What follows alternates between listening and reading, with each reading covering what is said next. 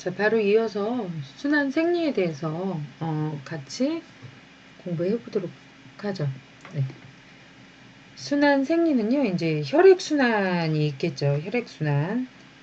그리고 보시면 혈관계가 있겠죠. 혈관계. 혈관계하고 혈류역학이 있겠죠. 또 혈류역학. 이제 순환계에서 영역별 순환도 있고요. 혈압도 있고요. 이 순환 생리가 사실 짧지는 않은 것 같습니다. 그래서 빨리빨리 나가야 될 것 같네요. 순환 생리는 할 게 많네요. 순환 생리에서. 자, 순환 생리 공부해 보도록 하죠. 혈액 순환이죠. 혈액 순환로가 이렇게 되어 있습니다. 온몸 순환은 이제 왼쪽 심실에서 시작해서 대동맥으로 가죠. 대동맥에서 왼쪽 심실에서 대동맥으로 가서 동맥으로 가겠죠. 그리고 세동맥에 가서 모세혈관으로 가겠죠. 그리고 세정맥에서 또 정맥, 대정맥 다시 우심방 안으로 들어오는 거죠. 이게 온몸 순환입니다. 대순환이라고 하죠. 허파순환. 허파순환은 소순환이라고 하죠. 방에 들어왔던 온몸을 돌고 들어왔던 심방에 혈액이요. 이제 우심방에 오른쪽에 우심방이죠. 우심방으로 대순환에서 들어왔죠. 들어왔으면 허파순환은요. 그 온몸을 돌고 산소가 부족하겠죠. 노폐물을 다 쓰고 그 찌꺼기들을 걸러서 가지고 있겠죠. 그 피가. 그러면은 그 혈액이요. 우심실로 나가서 허파 동맥으로 갑니다. 그리고 세동맥으로 가겠죠. 허파 세동맥으로 가서 모세혈관, 세정맥, 허파 정맥, 왼심방으로 다시 들어오죠. 이거를 이제 소순환이라고 하는데 이 온몸 순환에 있는 혈액은 처음에 왼 심실에서 있는 거는 허파를 돌고 온 깨끗한 혈액 그리고 영양이 충분한 혈액이 들어오는 거죠. 노폐물이 걸러진 혈액이 들어와서 다시 온몸으로 돌아가야 되기 때문에 혈액이 아주 좋은 혈액이죠. 깨끗한 혈액이 들어옵니다. 그리고 허파순환에서 나가는 처음에 이제 허파로 들어가는 혈액은 온몸을 돌고 들어온 혈액이 글로 들어간다라고 알고 계시면 되고요. 문맥순환 계통이 또 있죠. 문맥순환 계통은 이제 복부 쪽으로 혈액이 가잖아요. 그러면은 장기에 혈액이요 간을 거쳐서 하대 정맥으로 들어가게 됩니다. 그래서 두 번의 모세 혈관을 문맥순환을 거친다고 하죠. 문맥은 사실은 문맥이 동맥혈관입니다. 문맥은 간에 보시면 동맥혈관으로 되어 있는데 동맥혈관처럼 이제 보시면은 벽이 두껍게 되어 있는데 이거는 사실은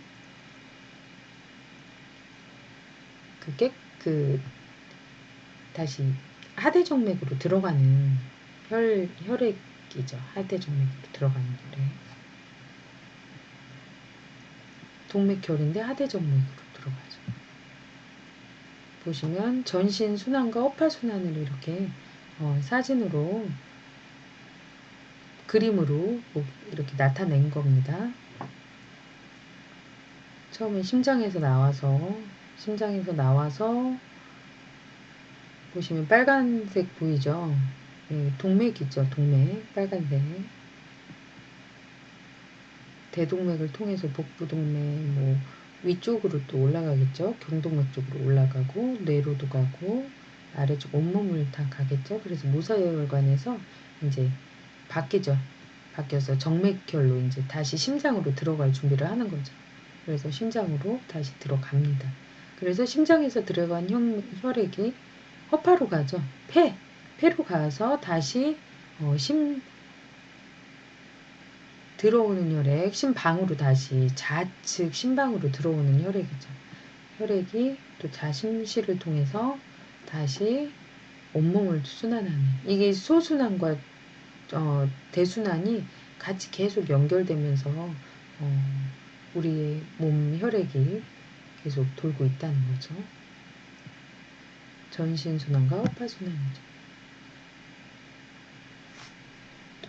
혈액 이제 순환 조절을 하죠. 혈액순환 조절을 하겠죠. 그러면은 여기는 국소적으로 혈류량을 조절하는 게 있고 또 신경성 조절이 있죠. 신경성 조절, 비신경성 조절이 있고요. 이게 아까 심전도하고 비슷하죠. 혈액순환이 조절하는 게. 그래서 혈액량을 이제 조절하는 게 자동 조절 기능이 있습니다. 자동 조절 기능. 자동 조절 기능은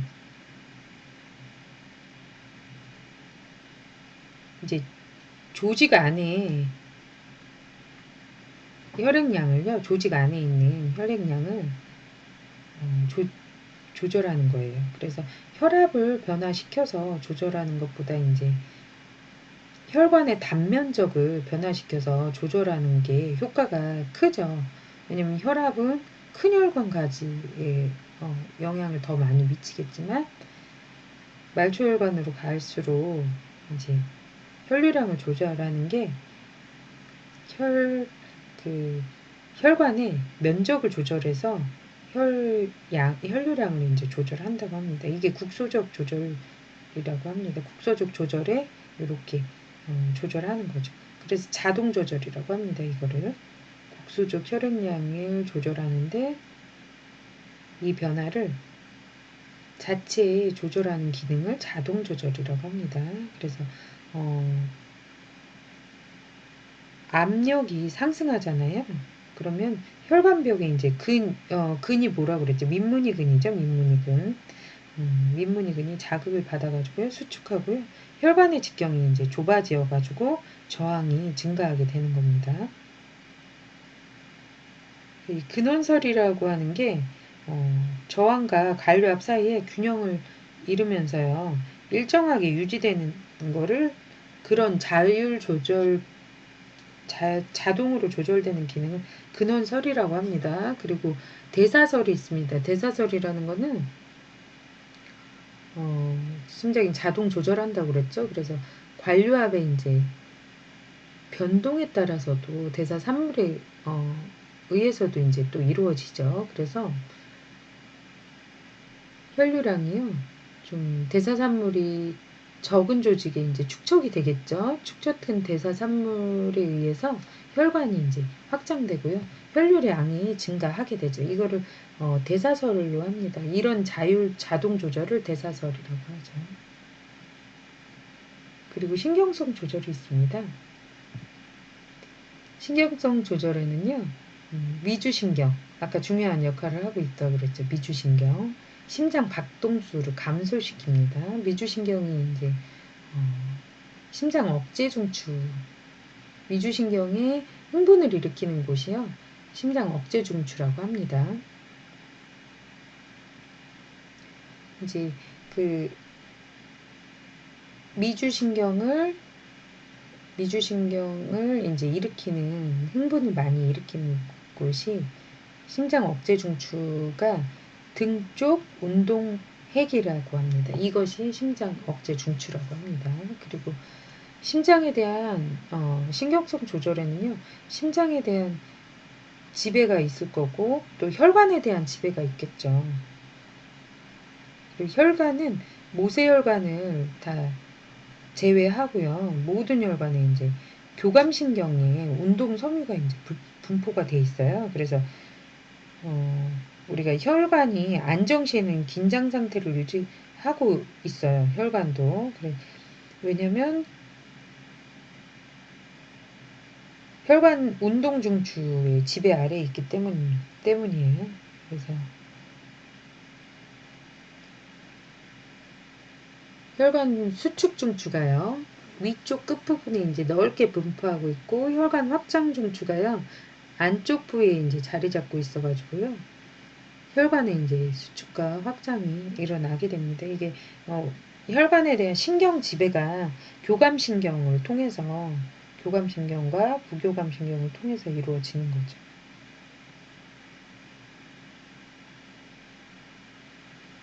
비신경성 조절이 있죠. 혈관 수축에 이제 관여하는 물질도 있을 거고요. 혈관 확장에 관여하는 물질이 있겠죠.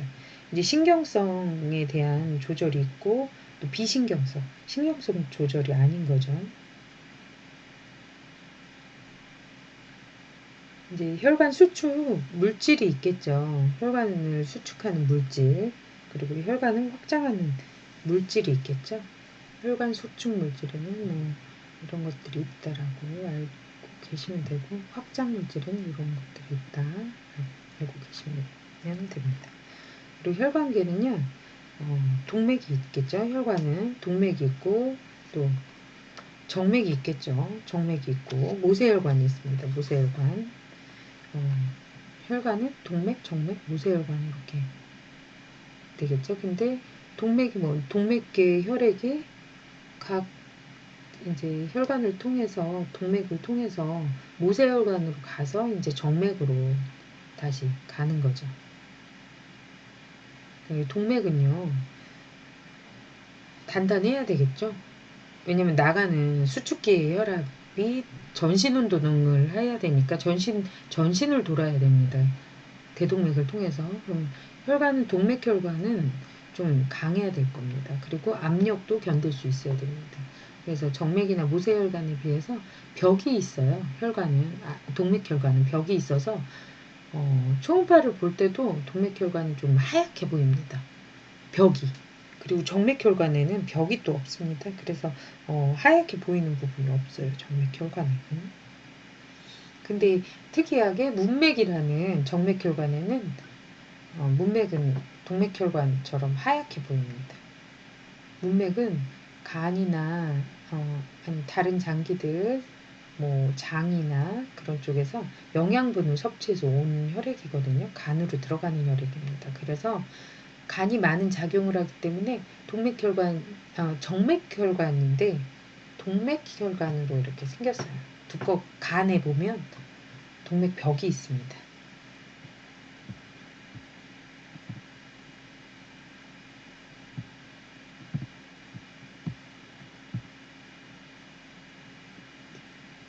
그래서 동맥이 정맥이나 모세혈관에 비해서 벽이 두껍고 이제 탄력성이 있어서 높은 압력도 견딜 수가 있습니다. 그리고 압력혈관이죠.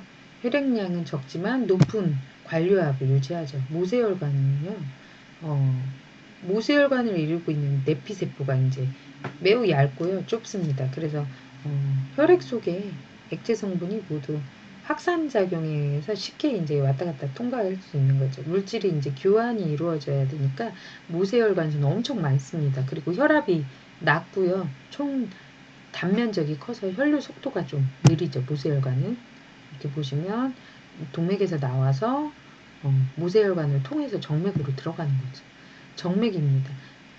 탄력성이 좀 낮죠. 정맥은. 관의 곳곳에 이제 판막이 있습니다. 정맥에는 이제 판막이 있는 게 굉장히 특이하죠. 동맥과 다른 거죠. 판막이 있어서 혈류에 이제 역류를 막습니다. 왜냐면 정맥으로 들어가야 되는데 정맥으로 가야지만 우심방으로 들어갈 거 아닙니까? 들어가야 되는데 역류되면은 안 되겠죠. 그러니까 찌꺼기 있는 피들이 다시 몸에 돌아가면 문제가 발생되겠죠. 그래서 역류를 막습니다. 한쪽 방향으로만 흐르게 하죠. 다량의 이제 혈액을 저장했다가 필요에 따라서 이제 저장된 혈액을 이제 심장으로 돌려보냅니다. 그래서 중심 정맥압이요. 온몸 순환에서 오는 이제 정맥혈이 오른쪽 심방으로 유입될 때 오른 심방 내 압력입니다. 그리고 중심 정맥압을 증가시키는 요인이 있습니다. 혈액량의 증가랑 말초 정맥압의 증가, 그리고 세동맥의 확장이 있죠. 호흡에 따라서 이제 내압이 변화되겠죠. 호흡을 들여 마실 때는 정맥량이 증가하겠죠. 그리고 자세에 따라서 이제 중력의 영향도 받습니다. 서 있게 되면 정맥혈이 이제 심장으로 이동하는 것이 방해되겠죠. 정맥혈이 감소되겠죠. 그리고 근육의 활동에 따라서 또 영향을 받습니다. 정맥 주위의 근육 수축으로 이제 다리 쪽에 정맥혈이요. 심장 쪽으로 이제 흐르도록 정맥 활류가 이제 촉진되겠죠. 그리고 정맥에 판막이 작용한다고 그랬죠. 혈액의 역류를 방지하고 정맥 판막이 이상이 생길 때는 붓고 정맥류가 또 발생되기도 합니다. 지금 보시면 대동맥, 동맥, 세동맥, 모세혈관, 이렇게 세정맥, 정맥, 대정맥 이렇게 나와 있죠. 총 당면적도 있고 함유 혈액 양도 있죠. 정맥에서 많은 양이겠죠, 지금. 그리고 안지름 벽 두께. 벽 두께는 확실히 대동맥이 가장 두껍죠. 동맥혈관이 두껍다고 했습니다. 보시고 흐름에 대한 압력의 이제 영향이죠. 물이 많이 차 있을 때는 압력이 더 세겠죠. 그리고 물이 적게 차 있을 때는 뭐 압력이 낮겠죠. 그거는 그냥 당연히 알고 계신 거고요. 이제 혈육 역학에 대해서 한번 보겠습니다. 첫 번째는 이제 압력과 흐름입니다. 압력 경사가 있죠. 혈압이 높은 데서 이제 낮은 곳으로 서 있을 때랑 누워 있을 때 다르죠. 혈압이 신체 부위별 혈관 내에서 혈압이 다릅니다. 그리고 혈관 저항과 흐름이 있습니다. 혈관 저항이 혈관과 혈액 사이에 나타나는 이제 마찰력이라고 하죠. 마찰력인데 혈관 저항의 크기가요. 혈관의 길이랑 혈관 안지름하고 혈액의 점성과 이제 관계가 있습니다. 그래서 혈관의 길이가 길수록 저항이 커지고요. 혈액이 이제 혈관 내로 흐를 때 혈관벽 쪽은 이제 저항을 많이 받는 대신 중앙부가 이제 혈관이 적어서 빨리 흐르게 된다고 합니다. 그리고 점성도에 대해서도 이제 보면 점성도가 클수록 혈관 내에 이제 마찰이 커져서 혈액의 흐름이 느려진다고 합니다. 그래서 점성이라는 게 끈적끈적하다고 한 거죠. 그러면 혈관 내에서 마찰이 커진다고 그랬죠. 그러면 잔혈관 가지로 갔을 때 뇌 쪽에 잔혈관 가지로 가면 이게 중풍이 되고요. 심장으로 가면 심근경색이 되면 막힐 때 점성도가 정말 많아져서 잔혈관 가지가 좁아졌을 때는 그런 중풍과 심근경색 뭐 이런 심장 질환에 대해서도 이런 관계들이 있다라는 거를 알아두셔도 좋을 것 같습니다. 보시면 물 탱크에서 이제 길이와 통의 두께 뭐 이렇게 저항의 관계에 대해서 이렇게 나타나 있죠. 유출량에 대해서도 지금 물과 혈장과 혈액에 대해서 다르죠. 점도가 다르니까. 자, 혈류량이 혈류 저항분의 혈압이죠. 그래서 혈류량은 혈압에 비례하고요. 혈류 저항이 반비례한다고 합니다. 그래서 오름 대동맥에 직경하고 혈류 속도 보시죠. 혈류 속도가 대동맥에서 가장 빠르죠. 그리고 모세혈관에서 가장 느립니다. 교환을 해야 되니까. 세정맥이 정맥보다 또 더 높죠. 직경은 낮고 이거에 대해서 한번 자세히 보기 바랍니다. 혈압과 혈류 속도입니다.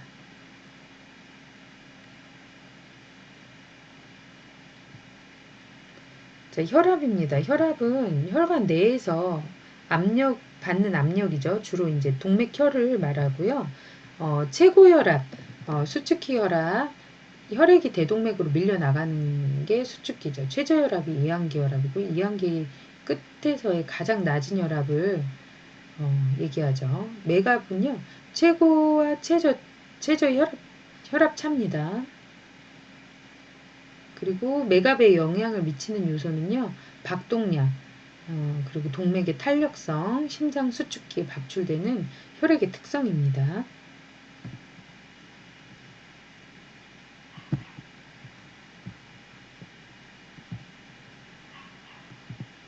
자, 혈압의 이제 정상치가요. 120에서 80이라고 합니다. 120 최고 혈압을 120이라고 하고요. 최저 혈압을 이제 80이라고 하는데 이거는 많은 변하는 인자에 따라서 꼭 이렇게 120이나 80이 유지되지는 않죠. 그리고 혈압의 이제 측정법이 있죠. 혈압의 측정법은 잠시만요. 그 혈압 측정하는 거는 다들 알고 계시죠? 앉아서 이제 오른쪽 팔을 그 장치에 넣거나 어, 혈압을 재는 거죠. 그리고 혈압 조절 기관이 있습니다. 기전. 혈압 조절 기전은 아까 다 얘기했었죠. 이제 혈압 측정하는 거는 상안부에다가 이제 팔을요, 심장 높이로 취하게 한 다음에 상안부에 이제 커프스죠? 커프스를 감고 그 하단에 지나가는 동맥혈관 위에다가 이제 청진기를 대고 핸드밸브를 조작해가지고 공기를 주입하고 나서요, 최고로 강하게 주입을 한 다음에 그 수은주 능금에 따라서 이제 표시가 됩니다. 그래서 커프스 공기가 서서히 빠져나가면서 압력이 이제 혈관에 있는 압력이 낮아지게 되면서 혈관이 풀리면서 혈액이 흐르기 시작합니다. 그래서 혈관 위에 그 청진기를 통해서 소리를 듣게 됩니다. 그래서 어, 혈압을 잴 수 있는 거예요. 그리고 혈압 조절 기전은요, 혈압을 조절하는 기전이 심장 반사에서 아까 얘기했던 것처럼 대동맥 활하고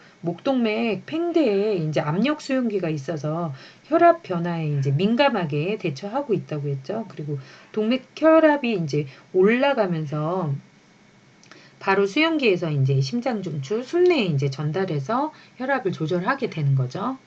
다음에는 또 보시면 이렇게 혈압 측정은 상완 쪽에서 이렇게 청진기를 대고 한다는 거 보이죠? 이렇게 재는 겁니다.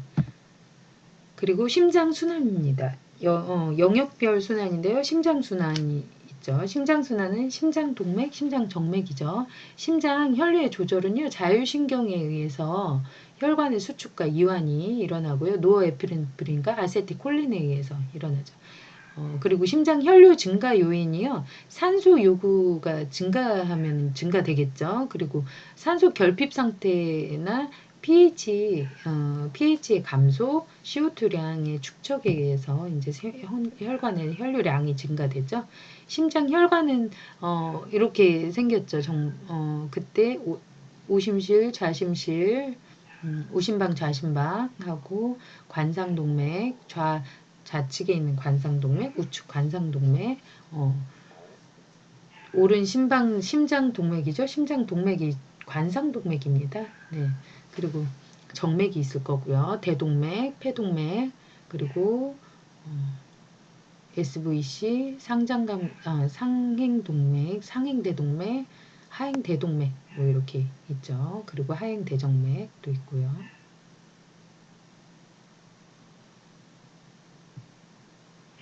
뇌순환입니다. 뇌순환은 이제 손목동맥이죠. 앞 대뇌동맥이고, 손목동맥, 앞 대뇌동맥, 앞 교통동맥, 중간 대뇌동맥, 뒤 교통맥이죠. 앞 중간 부위에 이제 혈액을 공급하는 거죠. 척추동맥은요, 뒤 대뇌동맥이죠. 뒤 대뇌동맥. 그래, 척추동맥에서 뇌바닥동맥으로 이렇게 가죠. 후두부에 이제 혈액을 공급하죠. 자, 대뇌동맥 고리에 이제 구성이 이렇게 생겨 있습니다. 자, 주요 동맥의 이제 분포 영역을 볼 건데요. 뇌에 이제 공급되는 혈액량이요. 박출량의 15%라고 합니다. 그리고 뇌 혈류량은요. 신경성 조절보다는 뇌 조직에 이제 산소 분압하고 이산화탄소 분압, pH에 의해서 좌우된다고 합니다. 뇌 순환에 이제 관여하는 몇 가지가 있는데요. 뇌 혈류량은요, 주로 뇌 조직의 대사산물의 농도에 의해서 조절되고요. 대사산물은, 혈중에 이제 CO2 분화, pH, 칼륨 농도죠. 그래서 뇌 혈류량이 혈중 CO2의 농도에 직접 이제 비례하게 나타나죠. 저산소증이나요, 뇌 조직이 경련됐을 때는 조직에서 유래된 칼륨의 증가에 의해서 혈류량이 증가한다고 합니다. 뇌 조직에 이제 허혈, 저산소증, 저혈압일 때 뇌 조직에서 이제 아데노신이 유리돼서요. 뇌혈관이 이완되는 겁니다. 혈류량이 증가되는 거죠. 보시면 대동맥, 대뇌의 동맥 분포 영역입니다. 이거는 잘 보시고요. 간순환이죠. 간순환. 아까 문맥이 있었죠. 간에는 간 동맥이 있고요. 간 문맥이 있고요. 간 정맥이 있겠죠. 그래서 고유 간 동맥, 문정맥을 경유한 정맥혈로 혈액을 공급한다고 하죠. 간 동맥은 간 조직에서 산소와 영양 물질을 공급하고요. 문정맥, 문맥이죠. 문맥, 문정맥. 문정맥은 소화관에서 흡수한 영양 물질을 아까 받는다고 그랬죠. 그래서 에너지원하고 몸 구성 물질을 간에 저장시키는 역할을 합니다. 간 동맥하고 문맥 혈액이 이제 동굴 모세 혈관으로 이제 합쳐져 가지고요. 중심 정맥이 되고 간정맥에서 아래 정맥, 온몸 순환이 되는 거죠. 아래 대정맥, 하대정맥이죠. 간정맥에서 하대정맥으로 바로 들어갑니다.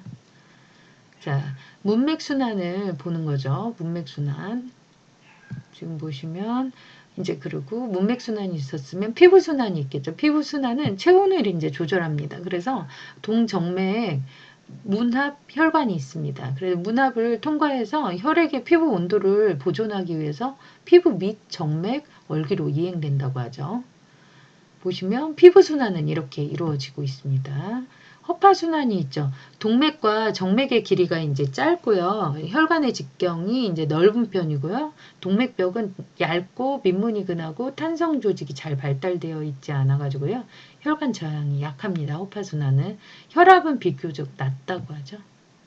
자, 온몸순환과 허파순환 아까도 보셨지만 이렇게 온몸순환과 허파순환에 대해서 다시 한번 보도록 하고, 자, 뼈대근 순환이 있습니다. 뼈대근 혈류는요, 혈관 자체의 변화, 그리고 근수축에 의해서 압박에 의해서 변화되죠. 운동하기 전하고 운동하는 동안하고 운동하고 나서가 다르죠. 교감신경, 운동 전에 교감신경의 긴장의 변화가 나타나죠. 그리고 호흡이 촉진되고 운동하는 동안은 호흡이 빨라지고 뭐 교감신경이 증진되겠죠. 근육 수축에 의해서 정맥혈의 혈류량이 급속히 증대됩니다. 박출량도 증가되고요. 수축기 혈압이 상승되죠. 교감신경이 긴장되고 점차 회복되죠. 근육 내 이제 혈관 확장 물질이 사라집니다. 회복될 때. 자, 태하순환입니다. 태하순환에서는 이제 여기 포탈베인이라고 하죠. 포탈베인, 그리고 덕터스 베이너스가 이제 아래에 대정맥에 유입되고요. 이제 움블리칼 베인을 통해서 처음에 엄마의 모체로서 모체에서 이제 모든 것을 받아들여야 돼요. 태아는. 그래서 이렇게 우심방에서 포라멘 오발로, 그리고 나눠나죠. 그리고 왼쪽 심방, 심실, 대동맥, 그리고 우심방, 심실, 대동맥, 동맥관, 대동맥, 내림대동맥, 뭐 온 언덩동맥, 속언덩동맥으로 이렇게 하고 옴블리칼 아테리를 통해서 태반으로 나가죠. 태반을 통해서 받아들이고 태반을 통해서 나갑니다. 그게 이제 태아는 배꼽을 통해서 옴블리칼 베인을 통해서 이제 물질을 받아들이는 거죠.